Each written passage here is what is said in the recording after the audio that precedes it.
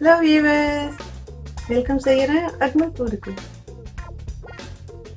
இன்றைக்கி சூப்பரான ஒரு டேஸ்ட்டில் செமி கிரேவி ஆட்டம் தாங்க வந்து செஞ்சுருக்குறோம். ஆட்டு குடலை வச்சு இது இவ்வளோ வந்து டேஸ்ட் வரும்ன்ட்டு நான் நினச்சி பார்க்கலிங்க.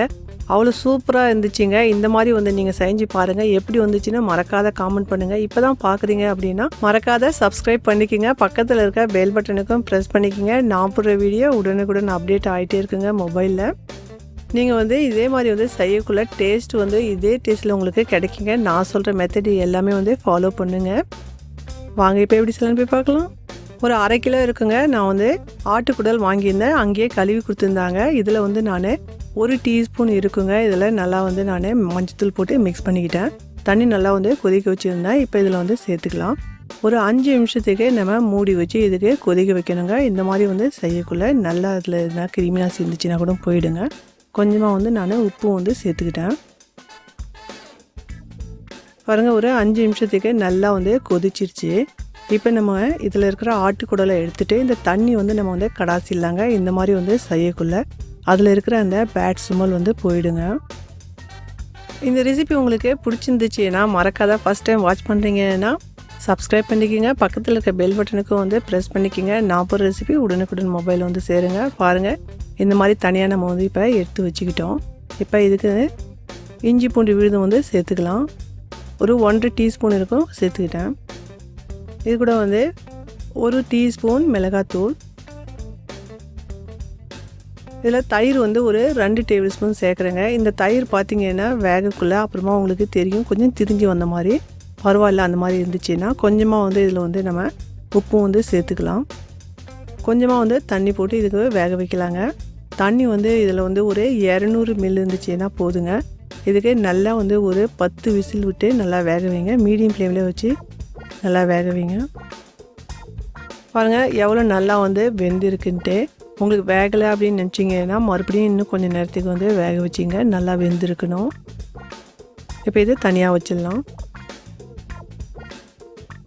வேக வைக்கக்குள்ளே இதில் வந்து தண்ணி இருக்குதுன்னு நினச்சிங்கன்னா கொஞ்சமாக வந்து இது வந்து அப்படியே வந்து ட்ரை பண்ணிக்கோங்க. மூடி போடாதீங்க. அடுப்பில் பேன் வச்சுருக்கேன். இதில் வந்து தேவையான அளவு எண்ணெய் போட்டுக்கலாம். நான் வந்து ஒரு 100 ml இருக்கும் எண்ணெய் போட்டுக்கிட்டேங்க. 3/4 டீஸ்பூன் சோம்பு, 1/2 டீஸ்பூன் ஜீரகம் பொரிக்கிட்டோம். மீடியம் சைஸில் வந்து வெங்காயம் ஒரு 3 எடுத்துருந்தேங்க. இதுக்கும் வந்து பொடியாக வந்து அரிஞ்சிக்கிட்டேன் போட்டுக்கிட்டேன். கொஞ்சமாக வந்து கறி லீஃபும் வந்து போட்டுக்கிட்டேன். கொஞ்சம் நல்லாவே வந்து வதக்கலாம். இது பார்த்திங்கன்னா உப்புமாக்கு வதக்கும் இல்லைங்களா, அந்த மாதிரி வந்து கண்ணாடி பதத்துக்கு வதக்கினா போதும். இதில் வந்து இஞ்சி பூண்டு விழுது வந்து போட்டுக்கலாம். 1 டீஸ்பூன் வந்து போட்டுக்கிட்டேன். மொதலையும் வந்து யூஸ் பண்ணியிருக்கோம். நல்லா பச்சை வாசனை போகிற வரைக்கும் நல்லாவே வந்து வதக்கலாம். நிறைய பவுடர் மசாலா எடுத்துருந்தேன். இதில் வந்து 2 டீஸ்பூன் குழம்பு மிளகாத்தூள் வந்து எடுத்துக்கிட்டேன்.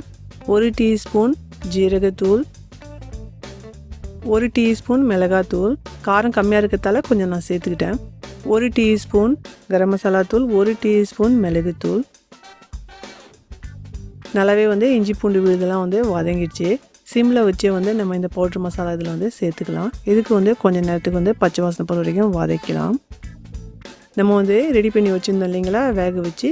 இப்போ இது வந்து நம்ம சேர்த்துக்கலாம் இந்த குடலுக்கு.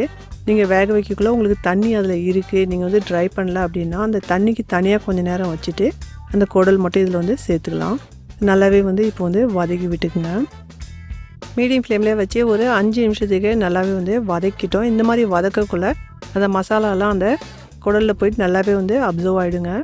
நான் வந்து ஒரு 2 உருளைக்கிழங்கு இருக்கும் எடுத்து சின்ன சின்னதாக இந்த மாதிரி வந்து க்யூபாக கட் பண்ணிக்கிட்டேன். ரொம்ப பெரிய பீஸாக வந்து போடாதீங்க, சின்னது தான் வந்து நம்ம வந்து போடணும். இதுக்கும் வந்து கொஞ்சம் நேரத்துக்கு வந்து இந்த மசாலா கூடயே வந்து வதக்கலாம் ஒரு 2 நிமிஷத்துக்கு. பாருங்கள், இந்த மாதிரி நல்லா வதங்கி வந்ததும் இதில் வந்து தண்ணி வந்து கொஞ்சமாக வந்து நம்ம வந்து சேர்த்துக்கலாம். இது கூட வந்து ஃபஸ்ட்டில் உப்பு வந்து சேர்த்துக்குங்க தேவையான அளவு. இதில் வந்து நம்ம தண்ணி வந்து சேர்க்கணுங்க.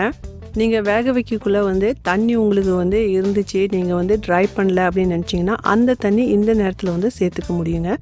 நான் வந்து ஒரு 1/2 கிளாஸ் இருக்கும் சேர்த்துக்கிட்டேன். இந்த உருளைக்கிழங்கு வேகத்துக்கு தாங்க நம்ம வந்து சேர்க்குறோம். இது வந்து மீடியம் ஃப்ளேம்லேயே வச்சு நம்ம வந்து அப்பப்போ நடுவில் கிளறி கொடுத்து பார்க்கணுங்க. பாருங்கள், நல்லாவே வந்து உருளைக்கிழங்கு வந்து வெந்துடுச்சு.